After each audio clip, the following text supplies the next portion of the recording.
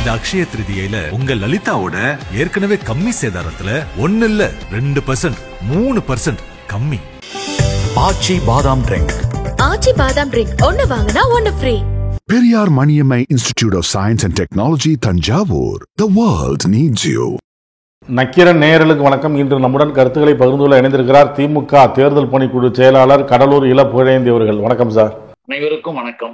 முதலமைச்சர் ஸ்டாலின் பேசும்போது இதுவரை செய்துள்ள திட்டங்களாலும் செயல்களாலும் 7வது முறையாக திமுக ஆட்சி அமையும் அப்படிங்கிற ஒரு நம்பிக்கை இருக்கு அப்படின்னு சொல்றார். மேலும் பல்வேறு விஷயங்களை அவர் குறிப்பிட்டு சொல்கிறார்.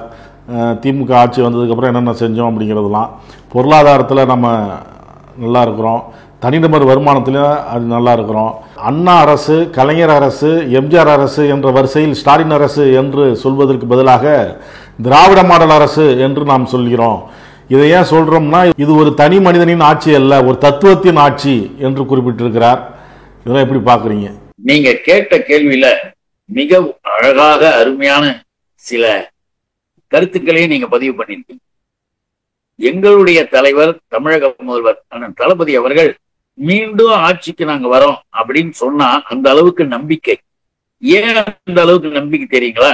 அவர் முதல்வராக பதவியேற்கின்ற பொழுதே வாக்களித்தவர்களுக்கும் சரி, வாக்களிக்காதவர்களுக்கும் நான் முதல்வராக இருந்து பணியாற்றுவேன், எல்லோருக்கும் எல்லாம், அனைவருக்கும் அனைத்தும் பணியாற்றினர். அதனுடைய விளைவாக ஏற்பட்ட மாற்றங்கள் நீங்க சொன்ன மாதிரி அந்த பொருளாதார வளர்ச்சி என்பது இந்தியாவிலேயே நம்பர் 1 ஸ்டேட், முதன்மையான மாநிலமாக 9.69%. யாரு அதை சொன்னது தெரியுங்களா? எவர்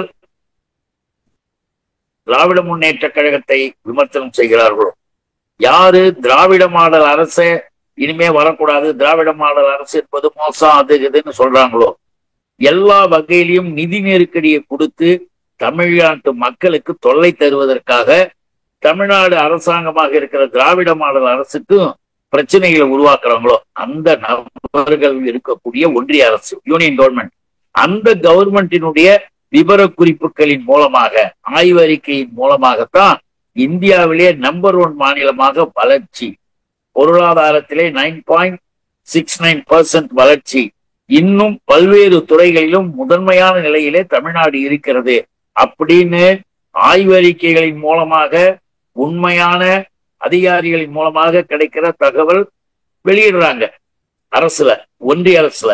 ஆனால் இந்த பிஜேபி கூட சேர்ந்து கொண்டு ஆடிக்கொண்டு இருக்கின்ற இந்த அமித்ஷா திமுக என்கிற அதிமுகவும் இப்படி விமர்சனங்களை தலைவர் மேல வைக்கிறார்கள் என்பது நாம வன்மையாக கண்டிக்கிறோம். ஏன்னு கேட்டீங்கன்னா, அழகா சொல்றார்.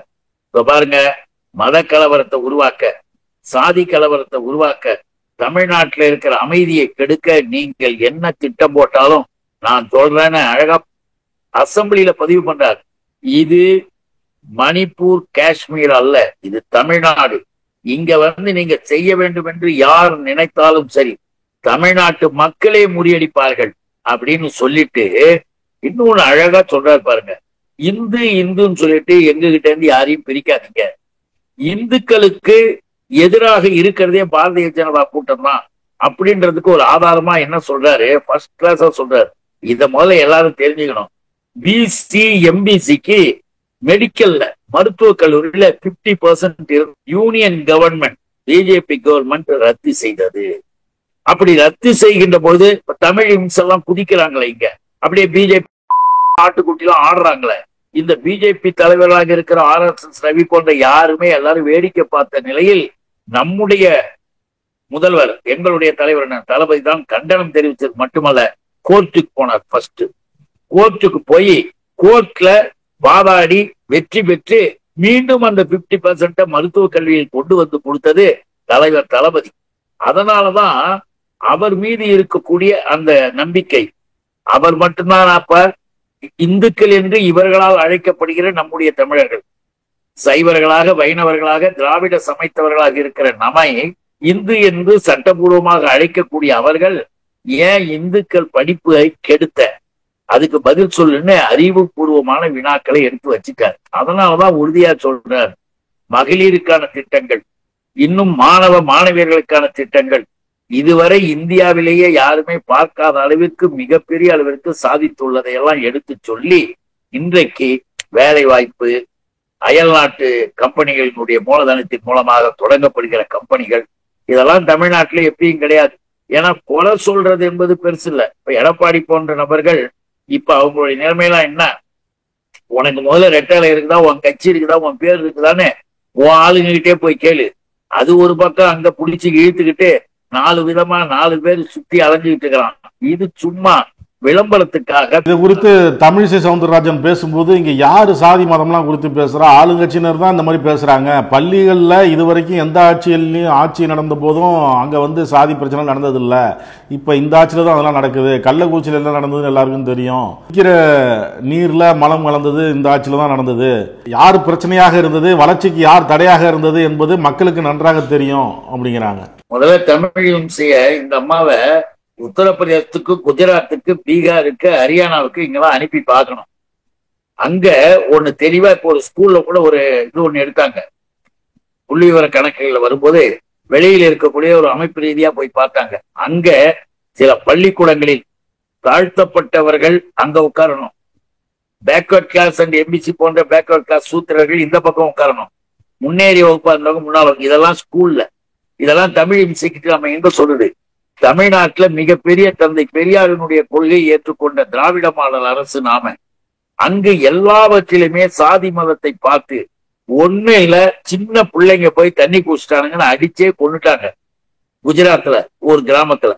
இன்னும் கூட நீங்க பாத்தீங்கன்னா ஸ்கூல்ல, பள்ளிக்கூடங்கள்ல, பாட புத்தகங்கள்ல எல்லாவற்றிலும் வர்ணாசிரம சனாதனத்தை ஏற்றி அங்க இருக்கின்ற மக்களுக்கு குலத்தொழில் கல்வியை கொடுக்க வேண்டும் என்று துடிக்கின்ற பாரதிய ஜனதாவில் இருந்துகிட்டு இந்த சமூக சீர்திருத்த மாநிலத்தை குறை சொல்லி பேசுறாங்க தமிழ்னு சொன்னா உண்மைன்றது மனசுக்கு தெரியும், மனசாட்சிக்கு. ஆனா வெளியில அரசியலுக்காக பேசிக்கிட்டு ஒரு ஆக்ட் பண்றது, நாடகம் நடிக்கிற மாதிரி அந்த அம்மா குற்றம் சொல்றாங்க. அவ்வளவுதான் நம்ம சொல்ல முடியும். ஏன்னு கேட்டீங்கன்னா தமிழ்நாட்டில் எல்லா இடங்களிலும் தொடக்கப்பள்ளியில் இருந்து, ஆரம்ப பாடசாலையில் இருந்து, நடுநிலைப்பள்ளி, உயர்நிலைப்பள்ளி, மேல்நிலைப்பள்ளி, கல்லூரிகள், தொழில்நிலை கல்லூரிகள் எல்லாவற்றிலுமே மாணவ மாணவியர்களுக்கு சம உரிமைகளும் சம நிலைமைகளும் இருப்பதனால்தான் இன்னைக்கு மிகப்பெரிய அளவிற்கு உலகம் முழுவதும் தமிழ்நாட்டு பிள்ளைகள் போறாங்க. இந்த தமிழ் இம்சைக்கு சொந்தமாக இருக்கிற, தமிழ் இம்சைலாம் தமிழ்நாடுன்னு சொல்லக்கூடாது, தமிழ் இம்சையினுடைய மாநிலமான உத்தரப்பிரதேசம், குஜராத் இங்க போச்சாங்கன்னா அப்பதான் நம்மளுடைய பெருமை தெரியும், நம்மளுடைய அருமை தெரியும். சாதியை பற்றி யார் பேசுவது, சாதியை பற்றி எங்க சொல்வது? தமிழ்நாட்டுல கிடையாது. சொல்ல வைக்கிறது யார் தெரியுமா? இவர்கள். தமிழ் இம்சையை போன்ற பாரதிய ஜனதாவை சேர்ந்த சில பேர் நாளைக்கு பத்திரிகைகளை செய்தி வரணுன்றதுக்காக சாதியை போய் அங்க சொல்லி கலவரத்தை மூட்டி சண்டை மூட்டுறது. இவர்களே ஒரு தவறான காரியத்தை செய்து பிறகு பத்திரிகைகளுக்கு அதை கொடுக்கிறது. ஆக தமிழ்நாட்டில் நடக்கின்ற இப்படிப்பட்ட இழிவான செயல்களை செய்வது RSS பாரதிய ஜனதா கூட்டம். அந்த கூட்டத்தோடு தொடர்பு தமிழிசைக்கும் இருக்கிறது என்பது இதன் மூலமா தெரியுது. ஏன்னா செஞ்சுட்டு அதை அரசு மேல பழி சுமத்துற மாதிரி பின்னால ஒரு கதை சொல்லிட்டு இருக்கிறத பாருங்க. நடவடிக்கை எடுத்தோமா, ஆட்களை பிடித்தோமா, மக்களை கூப்பிட்டு பேசணுமா, உடனே அமைச்சர்கள் அங்க போனாங்களா, எல்லா வேலைகளும் ஒழுங்கா நடக்குதா, அதை பார்க்காம இவர் ஏன் சைக்கிள் ஏன் கீழே விழுந்தாரு, அவர் ஏன் மரத்தில் என்பது இப்படி கிளவு உறிஞ்சுது. இதெல்லாம் ஒரு கேள்வியாக படிச்சவங்க மாதிரியா பேசுறாங்க அந்த அம்மா. அந்த அம்மையாருக்கு கொஞ்சம் புத்தியே குறைஞ்சிருக்குது பாரதிய ஜனதாவில் சேர்ந்து என்பதுதான் என்னுடைய குற்றச்சாட்டு. இது திராவிட மாடல் அரசு, இது பார்ட் 1 வெர்ஷன் 2.0 லோடிங் அப்படின்லாம் முதலமைச்சர் பேசுறாரு. ஏற்கனவே 2.0, 3.0, 4.0 அப்படின்னு சொல்ல ஆபரேஷன் கஞ்சாலாம் ஃபெயிலியர் ஆயிருக்கு அப்படிங்கிறார் எடப்பாடி பழனிசாமி. அது மட்டும் இல்ல, பை ஸ்டாலின் தான் சொல்லுவாங்க 2026 எலெக்ஷன்ல அப்படிங்கிறார். எடப்பாடி பழனிசாமிக்கு ஒரு முதலமைச்சருக்கு இப்போ இருக்குதான்னு கூட தெரியாது. இவ்வளவு இப்படி திட்டங்கள் அறிவிக்கலாமா? அடே அப்பா, எப்படி காலை உணவு திட்டத்தை அறிவிச்சாரு நமக்கு தெரியல. ஏன் உனக்கு தெரியல? உனக்கே யோசனை வரல? காலை உணவு திட்டத்தை பத்தி யோசிக்க ஒரு புத்தி வரல. அடுத்தது ஒரு மாணவ மாணவியர்களுக்கும் உயர்கல்விக்கு போகின்ற போது ஆரம்ப பாடசாலையில நாம இப்ப தெளிவா சொல்றோம், எடப்பாடியே கொஞ்சம் கூட மனசாட்சி இல்லாம பேசிட்டு இருக்கீங்களே, உங்க ஆட்சியில தான் அரசு பள்ளிக்கூடத்தில் சேர்கின்ற மாணவர் விகிதம் எண்ணிக்கை குறைஞ்சு போச்சு. அது என்ன ஆகுனே தெரியாம கார்பரேஷன் ஸ்கூலு, முனிசிபல் ஸ்கூலு, இன்னும் நம்முடைய ஊராட்சி ஒன்றிய பள்ளிகள்ல ஆனால் இன்றைக்கு நம்முடைய முதலமைச்சர் எங்களுடைய தலைவர் அண்ணனுடைய ஆட்சியில, திராவிட மாடல் ஆட்சியில அரசு பள்ளிக்கூடங்களில் மீண்டும் சேர்க்கை விகிதம் அதிகமாச்சு. இதை விட என்னையா உனக்கு ஒரு சாதனை வேணும்? உனக்கு இதெல்லாம் ஒண்ணுமே தெரியாது இல்ல. படிப்பை பத்தி, கல்வியை பற்றி, உயர்கல்வினா என்னன்னு தெரியுமா? அதற்கு இன்றைக்கு மாணவியர்களுக்கு உதவித்தொகை, ஊக்கத்தொகை தர நீ தந்தியா? ஏன் உனக்கு தரத்துக்கு தெரியலையா? உனக்கு எதுவுமே தெரியல. உனக்கு என்ன தெரியும்? இப்ப டிவி பார்த்துக்கிட்டு இருந்த 13 பேரு சுட்டு இது பண்றாங்க தூத்துக்குடியில. அந்த ஸ்டெர்லைட் ஆலையிடம் நீ பணம் வாங்கினாய். அதானி கம்பெனிக்காக கையை கட்டிக்கிட்டு அம்பானி அதானி கூட்டத்துக்காக ரூம்ல உட்கார்ந்த ஆளு நீ ஒரு முதலமைச்சரா? நீ வெக்கமா இல்ல? தமிழ்நாட்டு மக்கள் உன்னை பிரட்டி அடித்தார்கள். மறுபடியும் உனக்கு என்ன பேச்சு? உனக்கு டெபாசிட் கூட வராது. மறுநாள் பிரஸ்ல போய் கேட்கும் போது எனக்கே தெரியாதுங்க, டிவியில பார்த்தாங்கன்னு சொன்ன முதலமைச்சர் உலகத்திலே இதுவரையில இல்ல. முதல் இப்படிப்பட்ட இழிவு கேவலமான ஒரு நபர் எடப்பாடி. அதனாலதான் நம்ம சொல்றோம், எடப்பாடிலாம் பெருமைக்காக இப்போ என்னங்க சொல்றீங்க, அதை சொல்றீங்கன்னா உடனே ஒரு குற்றம் சொல்றது, குறை சொல்றது தவிர அவருடைய பேச்சு, அவருடைய செயல்கள் எதுவுமே உண்மையானதும் கிடையாது, உறுதியானதும் கிடையாது. அவர்கள் எந்த நியாயங்களும் கிடையாது, எல்லாம் போய். 4 ஆண்டு திமுக ஆட்சியில கொலை கொள்ளை தான் அதிகமா இருக்கு அப்படிங்கிறாரு அவரு. ஒரு பேப்பர் படிக்கிறது இல்லை, பத்திரிகையில பாக்குறது இல்லை. நம்ம முதலமைச்சர் தெளிவாக உரையில சொன்னோம், அதிமுகவின் ஆட்சியில் நடைபெற்றவைகள் திராவிட முன்னேற்ற கழக ஆட்சியில நடந்து கொண்டிருக்கிற எல்லா வேண்டியவர்களுக்கு, அதாவது அவர் என்ன சொல்றாரு, திமுக ஆட்சியில காவல்துறை வேண்டியவர்களுக்கு ஒரு மாதிரியாகவும் வேண்டாதவர்களுக்கு ஒரு மாதிரியாகவும் நடந்து கொள்கிறது அப்படிங்கிறாரு. அவர் போய்கிட்டு இருக்கும் பொழுது யாராக இருந்தாலும் முதல்வர் கரெக்டாக சொன்னார், எந்த கட்சியாக இருந்தாலும் நான் பார்க்க மாட்டேன், சட்டப்படி தவறு என்றால் அவர்கள் மீது நடவடிக்கை எடுக்கப்படும் அப்படின்னு எத்தனையோ முன்னேற்ற கழக தொண்டர்கள் சில பேர் பல்வேறு சச்சரவுகளில் சண்டைகளில் ஈடுபட்ட பொழுது கூட அவர்களையும் கைது செய்து வழக்கு போட்டது நாம பார்த்திருக்கிறோம்.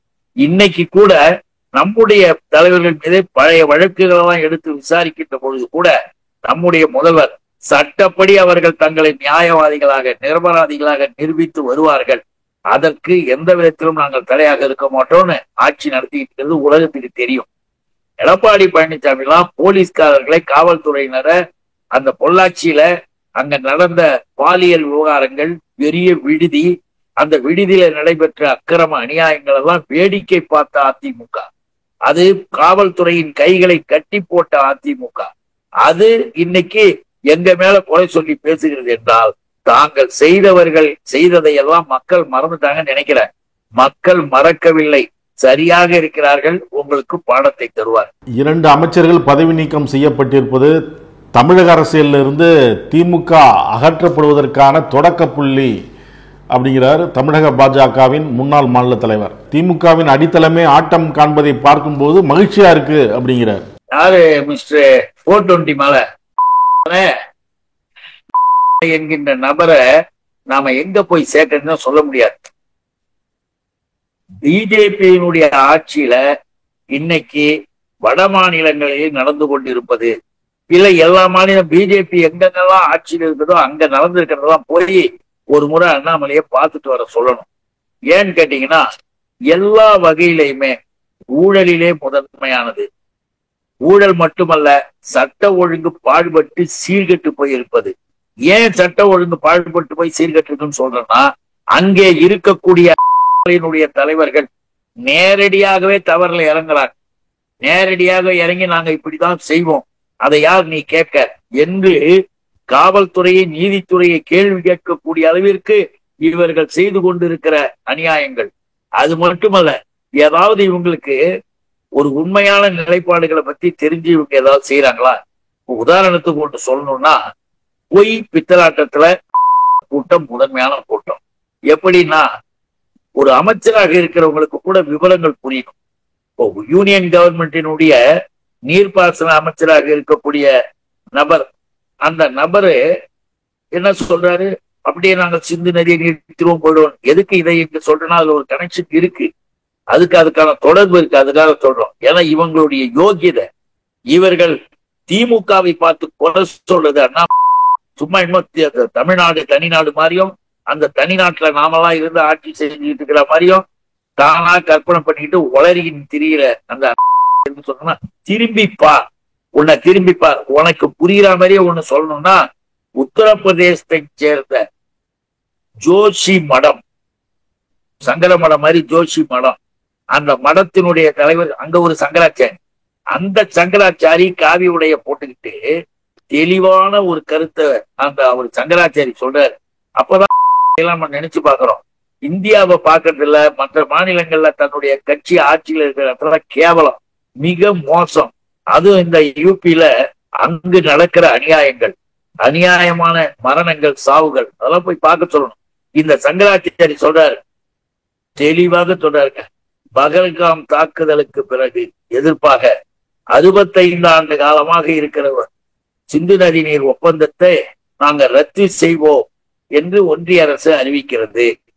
சிந்து நதி நீரை பாகிஸ்தான் செல்லாமல் தடுக்க வேண்டும் என்றால் அதற்கான கட்டமைப்பு கூட நம்மிடம் கிடையாது. அதனை உருவாக்க 20 ஆண்டுகள் ஆகும். ஒன்றிய அரசு மக்களை என்ன முட்டாள் நினைக்குதா அப்படின்னு சொல்றவர் யாரு? சங்கராச்சாரியா, அதி முகேஷ் வரணத்துன்னு அவர் பேரு. இது எதுக்காக நான் இந்த இடத்துல சொன்னேன்னா, மக்களை முட்டாளாக கருதக்கூடிய கட்சியில இருந்துகிட்டு உன் கட்சியை ஆதரிக்கக்கூடிய சங்கராச்சாரிய மலமையை உன்னை எதிர்த்து கருத்து சொல்கிறதெல்லாம் மறந்துட்டு தமிழ்நாட்டுல எல்லாம் சரியாக ஆட்சி நடந்துகிட்டு இருக்கு அப்படின்னு ஒன்றிய அரசாங்கத்தினுடைய பல்வேறு துறையை சார்ந்த நிபுணர்களின் கருத்த அறிக்கைகளே நமக்கு வருது. இது வரும்பொழுது தேவையில்லாமல் தானாக கற்பனை பண்ணிக்கிட்டு 2 அமைச்சர் ரவர், அத கூட எங்க தலைவர் எப்படி நிக்கிறார் பார், திராவிட மாடல் குற்றம் சொல்லிட்டாங்க. நாம அதை குற்றம்னு நாம இப்ப சொல்லல. ஏன்னா குற்றம் சொல்லி கோர்ட்ல ஒரு இது போட்டிருக்கு, ஓகே நீங்க உங்க விருப்பப்படி செய்யுங்க. அதே நேரத்தில் எப்பொழுது வேண்டும் என்றாலும் அதை சரி பண்ணிட்டு நிரபராதின்னு நிரூபிச்சுட்டு வரும்பொழுது மீண்டும் உயர்ந்த இடத்துலதான் வைப்பாங்க. திமுக அமைச்சர்கள்னா இப்ப ஒரு கருத்தை சொல்லிட்டாங்க, அது பிடிக்கல அப்படின்றதுக்காக அதை பெருசாக்கும் பொழுது அதை கூட எங்களுடைய தலைவர், என்னுடைய அண்ணன், என்னுடைய ஆளுநர் அண்ணன் டாக்டர் முனைவர் பொன்முடி அவர்கள் தலைவர் சொன்னதை ஏற்றுக்கிட்டு அவர்களும் சற்று ஓய்வாக தன்னுடைய பொறுப்பை இன்றைக்கு விட்டிருந்தாலும் கூட மிக தெளிவாக மக்கள் பணியில் அவர் ஈடுபட்டு இருக்கார். திமுக என்பது எல்லா வகையிலையும் சரியாக செயல்படக்கூடியது என்பதை இவைகள் உலகத்துக்கு தெரிவிக்கின்றே தவிர இவனுங்க கூட்டம் மாதிரி கிடையாது. நல்லா 24 மணி நேரமும் திருடி கொழுத்து கும்மாளம் போட்டுட்டு மோடி கூடியே திரியக்கூடியவர்கள் போல இங்க யாருமே கிடையாது. அதை நம்ம அடிப்படையில புரிஞ்சுக்கணும். காஷ்மீருக்கு வாங்க அப்படின்னு எல்லோரையும் நான் அன்போடு அழைச்சேன். ஆனால் அவங்களுக்கு பாதுகாப்பு என்னால் கொடுக்க முடியலங்கிறப்ப வருத்தமாக இருக்குது. இதை எப்படி மன்னிப்பு கேட்கறது அப்படிங்கிறதுக்கு என்கிட்ட வார்த்தைகளே இல்லை அப்படிங்கிறார் உமர் அப்துல்லா. இது எப்படி பார்க்குறீங்க? காஷ்மீர் முதல்வர் உமர் அப்துல்லா அது உரிய ஒரு ஸ்டேட் கவர்மெண்டாக உரிய அதிகாரத்தோடு அது இருக்கும் பொழுது அதனுடைய செயல்பாடுகள் தன்மைகளின் மூலமாக இப்படிப்பட்ட கொடூரமான செயல்கள் தடுக்கப்பட்டு இருக்கும். இவனுங்க 370 நாங்க எடுத்துட்டோம் சொல்லி அந்த சிறப்பு அதிகாரத்தை ஸ்பெஷல் பவரை பிடிங்கிட்டு அந்த காஷ்மீர்ல போலீஸ் உட்பட ராணுவ இது எல்லாமே உள்துறையின் மூலமாக நிர்வகிக்கப்படுறது அமித்ஷா அந்த துறை. அவங்க வேடிக்கை பார்த்துக்கிட்டு இருந்ததுனால இல்ல வேண்டுமென்றே விட்டார்களா நமக்கு தெரியாது. 50 கிலோமீட்டருக்கு மேல தீவிரவாதிகள் சாதாரணமா நடந்து அவங்க பாட்டு ஃபயரிங் செய்யறாங்க. அப்படி ஃபயரிங் செய்யறத கூட இவர்கள் அரசியலாக்கினார்கள். அதுதான் உமர் ரொம்ப வருத்தப்படுறார். இது என்ன, இத போய் அரசியலாக்கலாமா? மக்கள்கிட்ட போய் அரசியலாக்குறிய பாவிகளா? என்ன அரசியலாக்குறாங்க? தீவிரவாதி சுடுறதுக்கு வருவானா, நீ என்ன மதம் நீ என்ன மதம் கேட்டு சுடுவானா, அப்படி என்று ஒரு செய்தியை உடனே பரப்பினார்கள். அது எவ்வளவு பெரிய கலவரத்தை உருவாக்க பாரதிய ஜனதா என்ற இந்த RSS கூட்டம் முடிவு பண்ணி செஞ்சிருக்கு பாருங்க. 50 லட்சம் இந்துக்கள் பாகிஸ்தானில் வசிக்கிறார்கள். 50 லட்சம் பேரு அங்கேயும் இருக்காங்க. அங்க எல்லாரும் குடும்பமாக ஒருத்தருக்கு ஒருத்தர் இருக்காங்க. அவங்களுடைய பொதுநல வாழ்க்கையை நம்ம பார்க்கணும். இங்க அங்கிருந்து சுற்றுலா பயணிகள் உயிர் பிழைத்தவர்கள் எத்தனை பேரு? எங்களுக்கு பாதுகாப்பு கொடுத்ததே அங்க இருந்த இஸ்லாமிய மக்கள் தான். எங்களை அன்போடு அழைத்து வந்தார்கள். எங்களை விமானம் ஏற்றி அனுப்பினார்கள். நாங்க அவங்க வீட்டுலதான் சாப்பிட்டோம் என்று சொன்னதும் ஒரு பொண்ணு அழுதுகிட்டே எனக்கு 2 அண்ணன் மாதிரி 2 பேரு என் கணவரி என்னையும் காப்பாத்தினாங்க என்று சொல்லும் பொழுது இஸ்லாமியம், இந்து, கிறித்துவம் என்கின்ற மத பார்வையே தேவையில்லை. மனித நேயம் தான் அங்க தேவை. அதைத்தான் எல்லாரும் சொன்னாங்க. ஆனா பாரதிய ஜனதா மட்டும் மாதிரி குதிக்கிறவங்க, என்ன ஏதாவது ஒண்ணு நடக்கணும் எங்கேயாவது, உடனே அதை எடுத்துக்கிட்டு தமிழ்நாட்டுக்கு வந்துருவார். இவரை பற்றியும் இவருடைய செயல்கள் பற்றியும் இவர்கள் முழுக்க முழுக்க 24 மணி நேரமும் கிரிமினல் வேலையை செய்கிறார். கிரிமினல்களை பிடிக்க ஐபிஎஸ் என்றால் கிரிமினல்களோடு பழகி தானே கிரிமினலாக ஆகிவிட்டார். அதனால்தான் 420 மனன்னு சொல்றது. அதனால அவர் கேட்டிருக்கிறது, அவர் செய்திருக்கிறது, அவருடைய அறிக்கை எல்லாமே வேடிக்கையா படிச்சுட்டு அடுத்த கதைக்கு போலாமே தவிர அதுல உண்மை எதுவும். காஷ்மீருக்கு மாநில அந்தஸ்து வேணும் அப்படின்னு நான் சொல்லிட்டு வந்தேன். ஆனா இந்த மாதிரி ஒரு நேரத்துல அந்த கோரிக்கையை நான் வைக்க விரும்பல அப்படிங்கிறார். ஆமா, அவர் தெளிவாக இருக்கிறார். அவங்களுடைய இது காஷ்மீர் ஏன் இவங்க போய் இப்படி செய்யறாங்கன்னா, ஒன்னு அடிப்படையில காஷ்மீர் மாநிலம் இஸ்லாமியர்கள் அதிகம் நிறைந்த மாநிலம். ஆகவே அந்த மாநிலத்தினுடைய அதிகாரத்தை பிடுங்கி விடுவது, அந்த மாநிலத்தினுள்ளே பகைவர்களை உள்ளே நுழைய வைத்து அவர்களை சாகடிப்பது, இந்துக்களின் மூலமாக அங்கே ஆட்சியை பிடித்து ஆளுமைக்கு போவது என்ற சதி திட்டங்களும் மிகப்பெரிய மோசமான திட்டங்களையும் பாரதிய ஜனதாவும் RSSம் போட்டிருக்கு. மறந்துடக்கூடாது. நல்லா நீங்க நினைச்சு பார்க்கணும். 1947 இந்திய பாகிஸ்தான் பிரிவினைகள் வந்த பொழுது இந்த நதிகள், ஆறுகள், கிளைகள் எல்லாம் எல்லாருக்கும் பொதுவா இருந்தது. பிறகு சண்டை சச்சரவுகள், பேச்சுவார்த்தைகள் அதிகமா வந்த உடனேதான் 1960 இந்திய பாகிஸ்தானுக்கு இடையே ஒரு ஒப்பந்தம், சிந்து நதிநீர் ஒப்பந்தம். பண்டிதர் ஜவஹர்லால் நேருவும் அந்த பக்கம் அயூப் கானும் 2 பேரும் ஒப்பந்தத்தில், நதிநீர் ஒப்பந்தத்தில் கையெழுத்து போட்டாங்கன்னா, 3ஆவதும் ஒரு கையெழுத்து போட்டாங்க. அதை எல்லாரும் மறந்துடக்கூடாது. 3ஆவது யார் கையெழுத்து போட்டாங்கன்னா, உலக வங்கி, வேர்ல்ட் பேங்க் சார்பாகவும் கையெழுத்து போடப்பட்டது. ஏன்னா இந்த 2 ஒப்பந்தங்கள் என்பது உலகளாவிய ஒரு பெரிய பிரச்சனை, இமாலய பிரச்சனை. இந்த பிரச்சனை உலக பேங்க் வேர்ல்ட் பேங்க் கையெழுத்து போட்டு செலவுகளை அவர்கள் ஏற்றுக்கொண்டார்கள். இதுல நீங்க நல்லா புரிஞ்சுக்கணும், சிந்து அந்த நதிகளின் வருவதில் மேல் பகுதியில இந்தியா இருக்கு, கீழ்ப்பகுதியில பாகிஸ்தான் இருக்கு, நமக்கும் மேல சைனா இருக்கு. பெரும்பாலான நதிகள் சைனாவினுடைய திபெத் வழியா தான் பூந்து வருகிறது. இந்தியாவிற்கும் பாகிஸ்தானுக்கும் இல்ல சைனாவுக்கும் எந்த சண்டை வார் நடந்தாலும் இதுவரையில் எந்த அரசாங்கமும் இப்படி அந்த நதிநீர் ஒப்பந்தத்தை 60 ஏற்பட்ட ஒப்பந்தம் ரத்து பண்ணு சொன்னதே கிடையாது. 65 பாகிஸ்தான் இந்தியாவாகலாம் பெரிய பெரிய சண்டை நடந்தது. குடிநீர் பிரச்சனையில வச்சதே இல்லை. ஏன்? எல்லா மக்களும் சாப்பிடுறதுதான் குடிநீர். அந்த வேளாண்மை 30 லட்சத்திற்கு மேற்பட்ட மக்களுடைய பிரச்சனையா இருக்கிறத சர்வ சாதாரணமாக இங்க இருக்கக்கூடிய ஒரு மந்தி, இந்த மந்தி தான் இந்த நீர் பாசன வசதி மந்திரி பாட்டீல், CA பாட்டீல CR பாட்டீல, அந்த பாட்டீல் என்பவர் சொல்றார், ஒரு சொட்டு தண்ணி கூட நாங்கள் விடமாட்டோம், நிறுத்தி விடுவோம், நடவடிக்கை எடுப்போம். அப்பதான் சங்கராச்சாரியார், நான் சொன்னேன், சங்கராச்சாரியார் சொன்னாரு, 20 வருஷம் ஆகும் அதெல்லாம் நிறுத்தணும்னா, மேட்டூர் அணை மாதிரி 40 அணை கட்டணும் நாங்க வல்லுநர்கள். அவ்வளவும் கட்டுறதுக்கு எவ்வளவு ஆகும் தெரியுமா? சும்மா நீங்க பாட்டுக்கு இஷ்டத்துக்கும் பேசிக்கிட்டு இருக்காதீங்க, ஆய்வாளர்களை கலந்து பேசுங்க, தெரியுங்க, சொல்லுங்க அப்படின்னு கூட சொல்லிட்டாங்க. அதனால இப்படி அந்த நதிநீர் பிரச்சனையை பேசி ஒரு யுத்தம், ஒரு போர் வரணும்னு மோடி ஆசைப்படுறாங்க. இன்னைக்கு செத்தது போது பத்தாது, இந்தியாவில் வீரர்கள் 1000 பேர் சாவுது, ராணுவத்துல ஆயிரக்கணக்கான இடங்கள் வேக்கண்டா இருக்கு, இன்னும் பிள்ளப்பட்ட. ஏன்? அக்னி பாத்துன்னு சொல்லிட்டு ராணுவத்தை அவமானப்படுத்தக்கூடிய அளவுக்கு அசிங்கமாக ஒரு கான்ட்ராக்ட் லேபர்ஸ் மாதிரி 4 வருஷத்துக்கு அக்னி பாத்து எடுக்க போறதுன்னு சொன்னதும் மோடி தான். ஆக இந்திய ராணுவத்தை அசிங்கப்படுத்தி இழிவுபடுத்தியது மிஸ்டர் நரேந்திர மோடி தான்.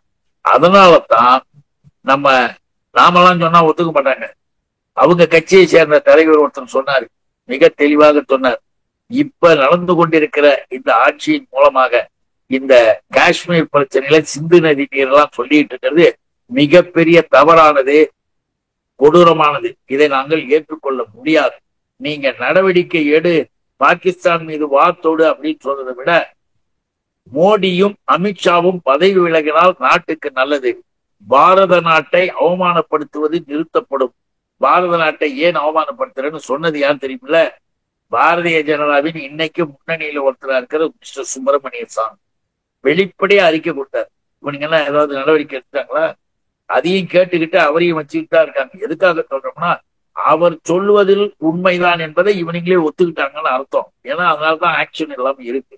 இப்படி இந்தியாவை பாரத நாடுனால பாரத தாயை அவமானப்படுத்திய மோடியும் அமித்ஷாவும் பதவி விலக வேண்டும் என்று அவங்க கட்சியினுடைய முன்னணி தலைவரே இந்த பிரச்சனை காஷ்மீர் பிரச்சனையில அறிக்கை வெளியிட்டிருக்காங்க. அதையும் இங்க நம்ம பதிவு பண்ணோம். பல்வேறு கருத்துக்களை பகிர்ந்து கொண்டதற்கு நன்றி சார். அனைவருக்கும் வணக்கம். நக்கீரன் டிவிக்கு சப்ஸ்கிரைப் செய்யுங்கள். உங்கள் ஆதரவே எங்கள் பலம். ஆசிரியர்களுக்கு நண்பனாகவும் மாணவர்களுக்கு ஆசானாகவும் திகழும் தேர்வு வழிகாட்டி. ஒவ்வொரு பாடத்திற்கும் அனுபவமிக்க ஆசிரியர்களின் துல்லியமான தெளிவான விடைகள். CNC இருக்கு, தேர்வு பயம் எதற்கு? இது தீரன் பப்ளிஷிங் ஹவுஸ் விற்பனை வெளியீடு.